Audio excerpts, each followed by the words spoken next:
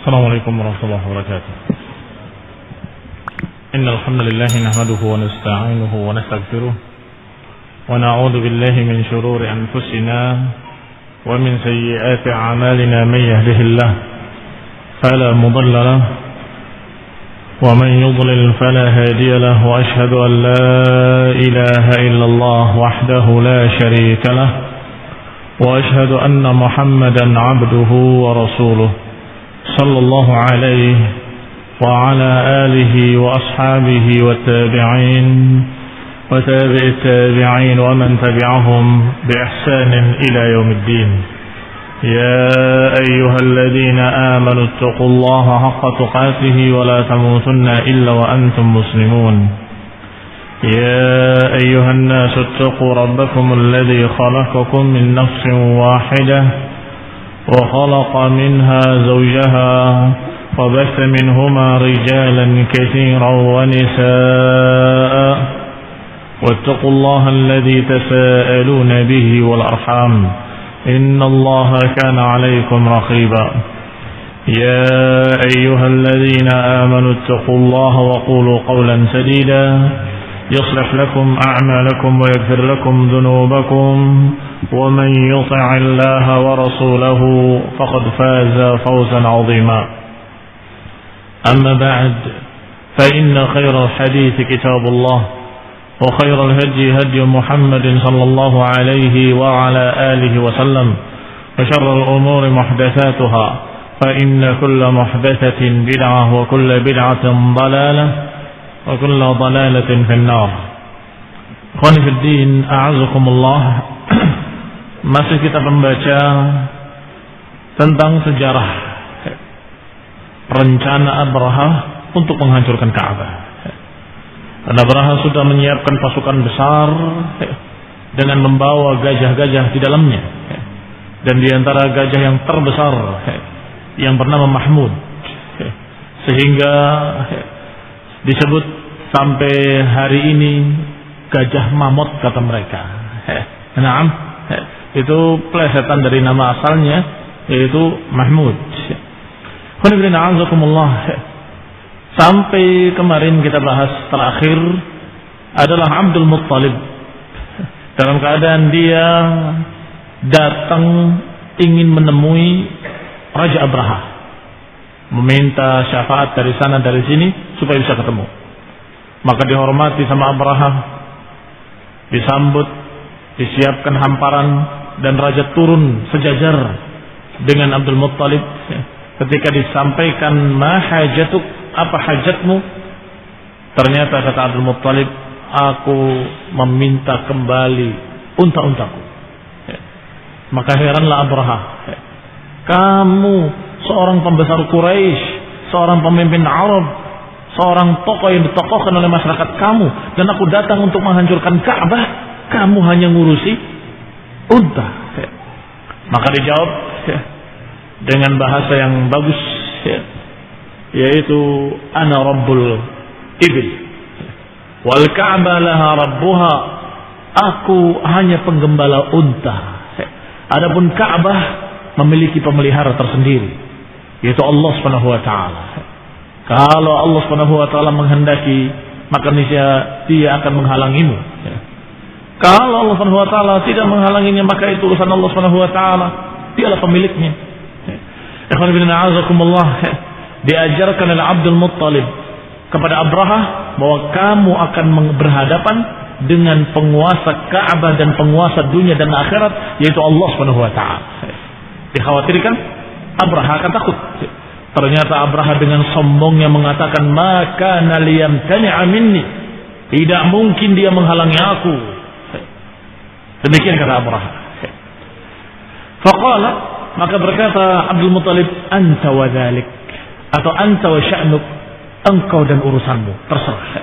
Aku meminta untaku kembali. Wa radda Abraha ala Abdul Muttalib al-ibil allati asaba lahu, maka Abraha pun mengembalikan unta-unta yang dirampas dari Abdul Muttalib.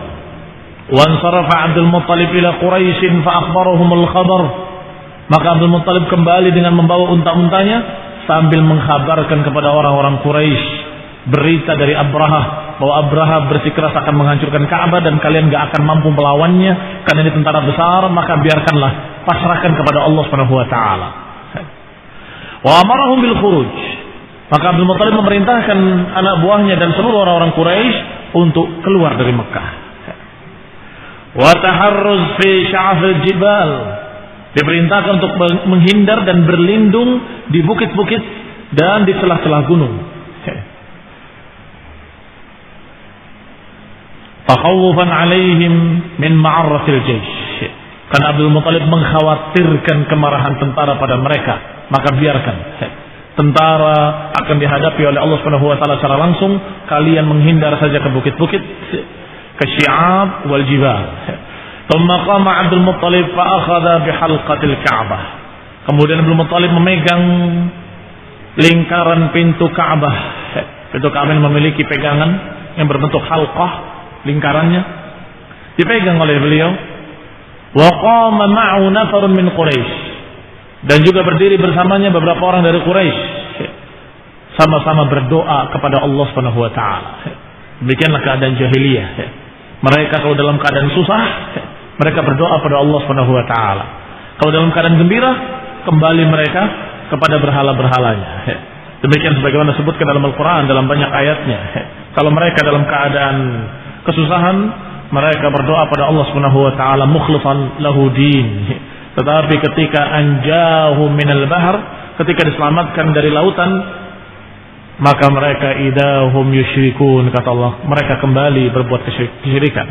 Maka sini dikisahkan bahwa mereka berdoa, dan berdoanya kepada Allah Subhanahu wa taala karena mereka memiliki sedikit pengetahuan bahwa Tuhan-Tuhan yang lain Tuhan-Tuhan kecil, kalau Tuhan yang besar yang Maha mengabulkan doa adalah Allah Subhanahu wa taala. Demikian kesyirikan mereka, sehingga mereka berdoanya kepada Allah Subhanahu wa taala. Wa yastansirunahu ala Abrahah wa jundihi, meminta pertolongan terhadap Abraha dan tentaranya. Faqala Abdul Muttalib, maka berkatalah Abdul Muttalib, wa huwa akhidun bihalqati babil Ka'bah, berdoa sambil bergelayutan di pegangan pintu Ka'bah, menyatakan lahumma dari Allahumma, lahumma innal 'abda yamna'u rahlahu famna' hilalahu aw hilalaka la yaghlibanna salibuhum wa mihaluhum wadwan mihalak in kunta tarikahum wa qiblatana fa amrun ma badalak. Dikatakan pada Allah Subhanahu wa taala dalam doanya, lahumma innal 'abda yamna' rahlahu famna' hilalak. Wahai Allah, sesungguhnya hambamu dalam keadaan yamna' rahlahu, terhalang dia pasukannya, maka halangilah mereka pasukan mereka. La yaghlibanna salibuhum, jangan sampai salib-salib mereka mengalahkan agamamu. Ghadwan mihalak, di pagi ini jangan sampai mereka mengalahkan agamamu. In kunta tarikahum wa qiblatana, kalau engkau membiarkan mereka dan membiarkan kiblat kami dihancurkan, fa amrun ma badalak, maka itu urusan milik engkau. Yani kalau engkau menghalangi, maka itu engkau yang menghalanginya, dan kalau engkau membiarkannya, maka itu milik engkau. Arsala Abdul Muttalib halqata babil Ka'bah, kemudian dia melepaskan pegangannya terhadap gagang pintu tadi yang berbentuk lingkaran.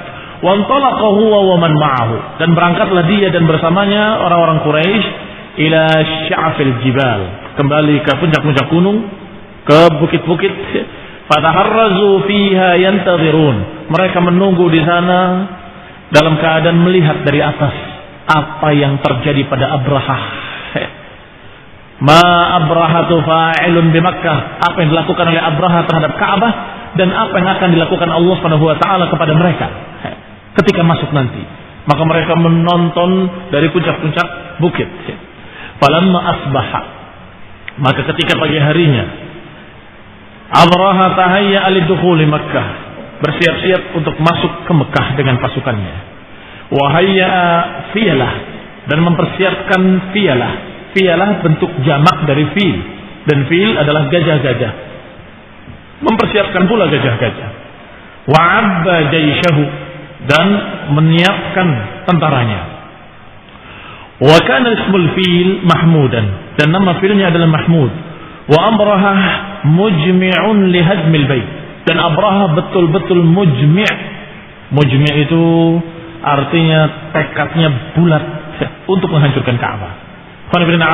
Sekali lagi, dia menghancurkan Ka'bah bukan karena agamanya, bukan karena ikhlas untuk Tuhannya, karena Tuhan yang dia yakini adalah Tuhan yang memiliki Ka'bah. Sama. Karena orang-orang Nasrani juga menyembah Allah Subhanahu wa taala. Hanya saja mereka mempertuhankan Nabi Isa dan mempertuhankan ibunya Isa sebagai Tuhan ibu, Tuhan anak. Tetapi mereka kenal Allah Subhanahu wa taala.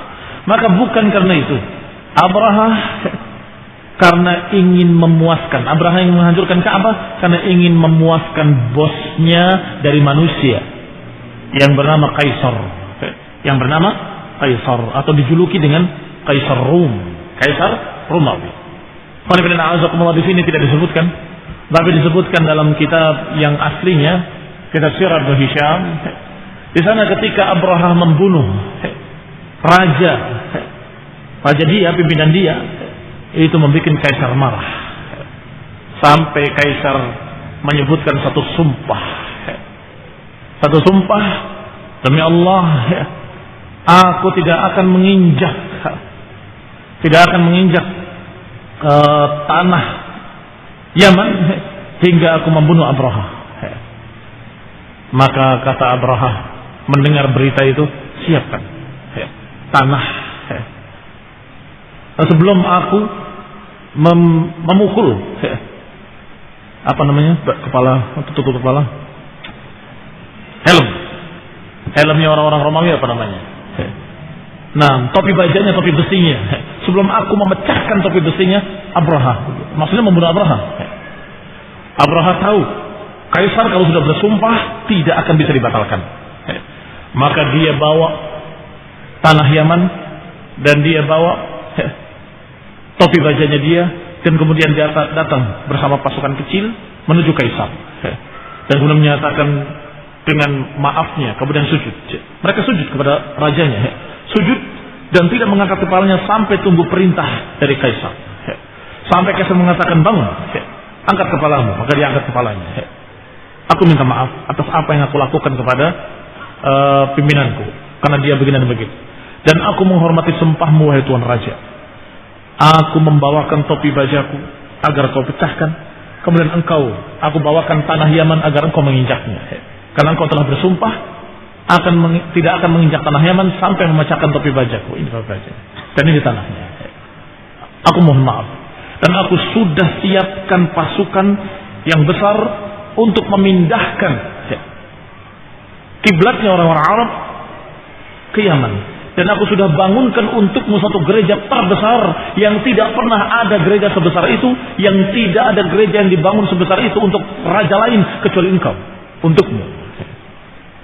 Jadi dia bangun gereja besar untuk kaisarnya, dan dia ingin memalingkan kiblatnya orang-orang Arab ke Yaman juga untuk keridhaan rajanya. Itu Abraham.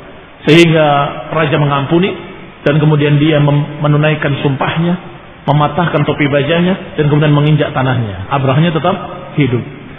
Sehingga dia terus berangkat, bertekad bulat, mujmi'un, sebagaimana dikatakan di sini, mujmi'un li hadmil baiti, betul-betul bertekad bulat untuk menghancurkan Ka'bah. Ila Yaman. Setelah itu balik ke Yaman. Tidak ingin pertumpahan darah apapun, menghancurkan Ka'bah, kemudian balik. Falamma wajjahul fil ila Makkah aqbala Nufail ibn Habib hatta qama ila janbil fil. Ketika mulai berangkat menuju Ka'bah, maka pengasuh gajahnya yang bernama Nufail ibn Habib, yang dia adalah orang Arab, kedah hatinya bersama orang Arab, tetapi dia karena tidak memiliki kekuatan terpaksa dia bekerja untuk Abrahah. Qala qama ila janbil fil, berdiri di samping gajah tersebut. Thumma akhadha bi udhunihi, memegang telinga gajah itu, kemudian diajak bicara. Ubruk awirji rashidan min haitsu ji.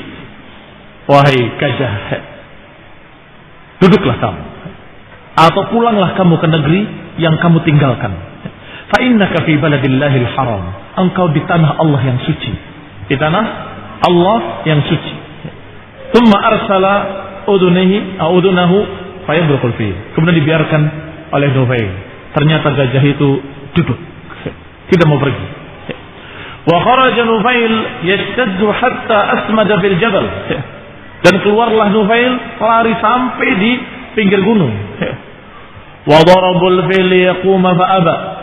Maka mereka semua berupaya untuk memukul gajah itu dengan cambuk agar berangkat, tetap tidak mau bergerak. Dipukul, didorong, diperbuat segala macam apa yang mereka mampu. Para pengasuh-pengasuh gajah itu, para pawang-pawang gajahnya tetap darabu ra'sahu bitubruzain. Bahkan kepala gajah itu dipukul dengan besi tubruzain, itu seperti tongkat besi. Tidak bergerak, tetap duduk gajahnya. Fa'adkhalu mahajin lahum fi miraqihi fayazghuhu biha fa'adha. Sampai dia masukkan berbagai macam sesuatu yang melukai, seperti karapan sapi di Madura, dilukai kemudian dikasih sesuatu yang membuat perih supaya lari, tetap tidak bergerak. Fawajjahuhu raji'an ila Yaman. Maka pawang-pawang itu berupaya untuk ngetes, ini memang tidak bisa bergerak atau dia tidak mau. Coba dites ke arah lain.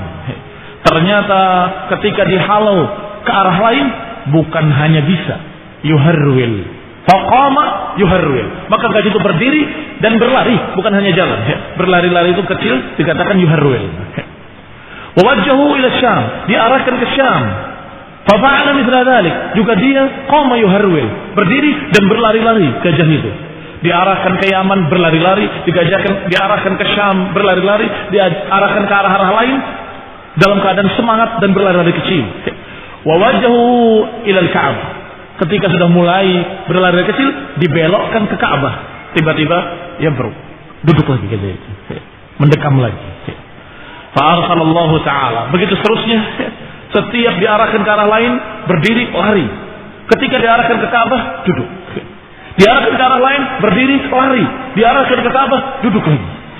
Sampai-sampai mereka demikian keadaannya hingga Allah Subhanahu wa taala mengirimkan burung-burung minal bahri, dari arah laut, amsalul khatatif wal balsan, seperti burung-burung laut yang berwarna hitam, burung-burung penyambar.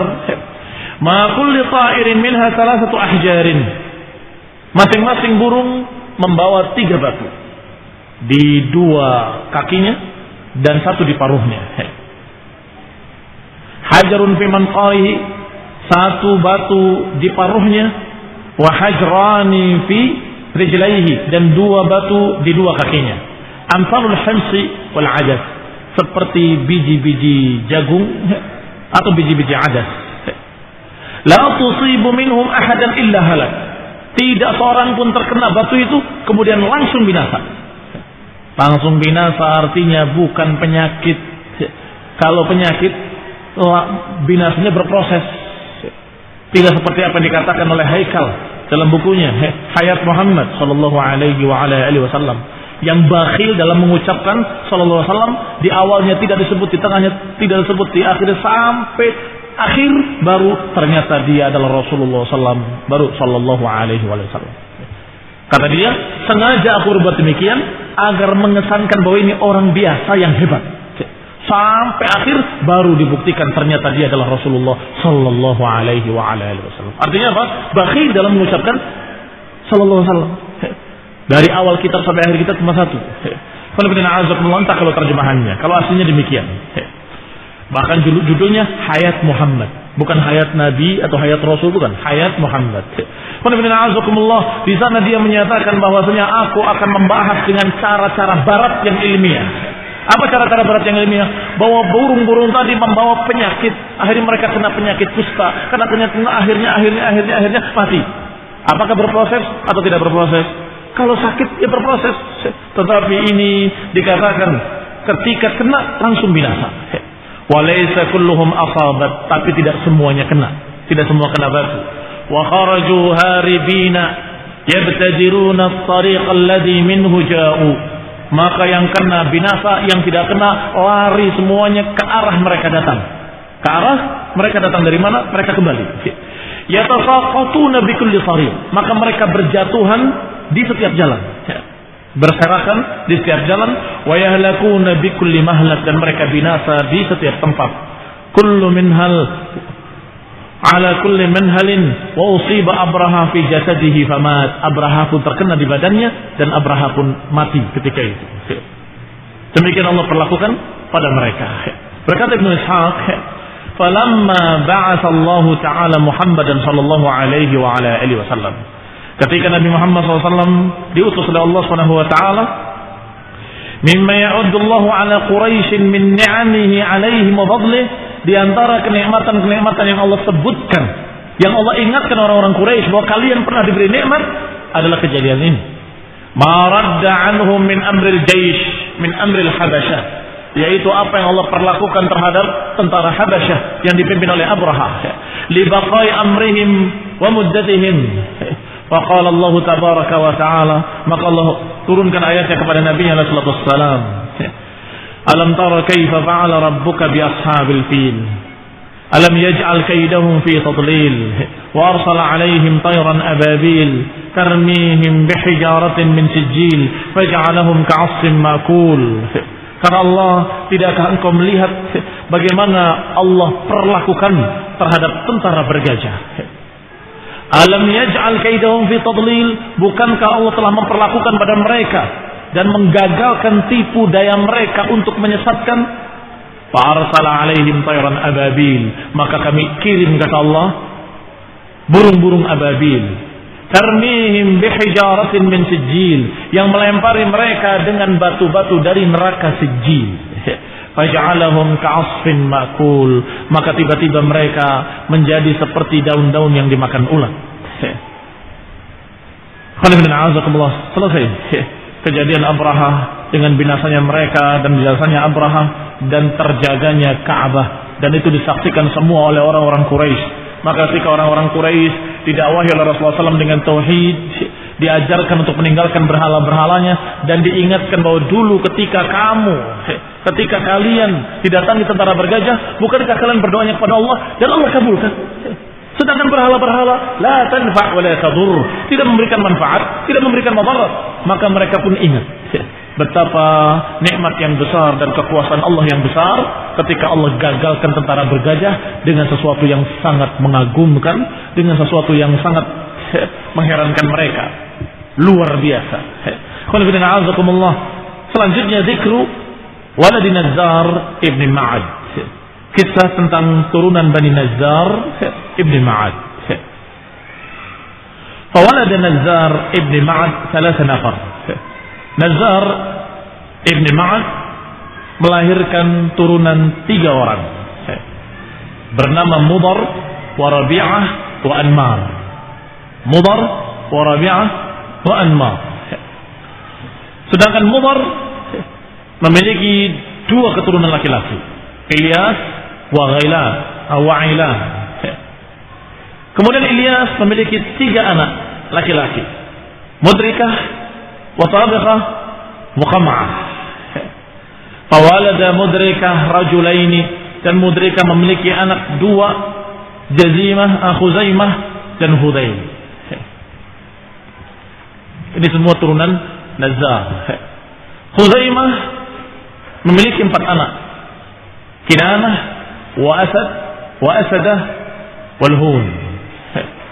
Kinanah memiliki 4 anak, Nadhr wa Malik wa Abd Manah wa Malik wa Mulkan atau Milkan. An-Nadhr memiliki anak 2, Malik wa Yakhlud. Sedangkan Malik ibni Nadhr Fihr ibni Malik. Fawalada Malik ibni Nadhr fahuwa ibni Malik. Fawalada Fihr 4 nafar. Fihr memiliki anak 4 anak. Fihr ini yang nama lainnya adalah Quraisy. Berarti dari turunan Fihr ke bawah itu adalah Quraisy. Fihr memiliki 4 anak, Ghalib wa Muharib wal Haris wa Asad. Sedangkan Ghalib memiliki 2 anak, Lu'ay wa Taim bin Murrah. Lu'ay memiliki 4 anak, Ka'ab dan Amir, Sami'ah dan Auf. Ini nanti anak-anak laki-lakinya menjadi suku-suku yang dikenal di kalangan Arab. Sehingga kalau kita tahu di sini ada Auf, nanti ada Bani Auf. Sahabatnya yang sampai kita kenali sebagai sahabat Rasulullah, Abdurrahman ibn Auf. Nanti ada Ghalib, yakni ibn Ghalib. Nanti ada Fihr bin Fihrin atau Quraisy. Kinanah jadi Bani Kinanah, turunan Kinanah dan seterusnya. Baik, maka perhatikan nama-nama ini. Yang semuanya turunan Bani Najjar. Walu'ai memiliki 4 anak, Ka'ab wa Amr wa Samah wa Auf. Dari Ka'ab 3 anak, Murrah wa Adi wa Khusais. Lihat disebutkan di sini Adi. Nanti turunannya Bani Adi. Siapa sahabat dari Bani Adi? Umar ibn Khattab radhiyallahu taala anhu. Umar bin Khattab min Bani Adi. Kenal. Kemudian Murrah memiliki 3 anak, Kilab, wa Taim, wa Yaqbah. Siapa sahabat dari turunan Taim? Abu Bakar Siddiq radhiyallahu taala anhu. Abu Bakar At-Taimi dari Taim ibn Murrah, dari turunan Taim ibn Murrah. Kemudian Kilab memiliki rajulain, memiliki 2 anak, Qusay wa Zuhrah. Zuhrah Bani Zuhri. Qusay memiliki 4 anak, Abdul Manaf wa Abdul Dar wa Abdul Uzza wa Abdul Qusay. Fawalada Abdul Manaf memiliki 4 anak, Hashim wa Abdul Syams wal Muttalib wa Nufail wa Naufal. Enam. Siapa dari Bani Hashim? Rasulullah sallallahu alaihi wa ala alihi wasallam. Nah, aulad Abdul Muttalib bin Hashim, anak-anaknya Al-Muttalib ibn Hashim. Qala Ibn Hisham, fawalada Abdul Muttalib ibn Hashim 10. Maka Abdul Muttalib ibn Hashim memiliki 10 anak. Yang 6-nya perempuan. Kemudian yang 4-nya laki-laki. Abbas wa Hamzah wa Abdullah wa Abu Talib wa Zubair wal Harith wa Hajlan al-Muqawim wa Dararan wa Aba Lahab wa ismuhu Abdul Uzza. Nah, siapa sahabat dari kalangan Abdul Muttalib? Disebut namanya di sini. Abbas bin Abdul Muttalib. Kenapa Abu Hamzah aydan mengalami masa Islam. Kemudian Abu Talib sampai matinya tidak sempat masuk Islam. Kemudian Zubair wal Haris wa Hajlan wal Qawim wa Diraran wa Abu Lahab. Wasmuhu Abdul Uzza. Abu Lahab namanya Abdul Uzza, dijuluki secara langsung oleh Allah Subhanahu wa taala, tabbat yada Abi Lahab wa tab. Wa Safiyah wa Ummu Hakim wal Bayda wa Atikah wa Umayyah wa Arwa wa Barrah. Wa daru Rasulullah. Sekarang keluarga Rasulullah SAW. Setelah kita tahu Abdul Muttalib memiliki 10 anak, 6-nya perempuan. Kemudian walada Abdullah ibn Abdul Muttalib. Perhatikan di antara anak-anak Abdul Muttalib ada yang bernama Abdullah yang dikurung. Kalau cetakannya sama. Itulah Abdullah yang akan memiliki anak nantinya Muhammad sallallahu alaihi wa ala alihi wasallam. Maka fawalada Abdullah bin Abdul Muttalib Rasulullah. Maka Abdullah anaknya Abdul Muttalib melahirkan Rasulullah sallallahu alaihi wa ala alihi wasallam, sayyidu waladi Adam. Sayyidnya, tokohnya seluruh anak Adam. Muhammad ibn Abdullah ibn Abdul Muttalib. Salawatullahi wa salamuhu wa rahmatuhu wa barakatuhu alaihi wa ala alihi wasallam.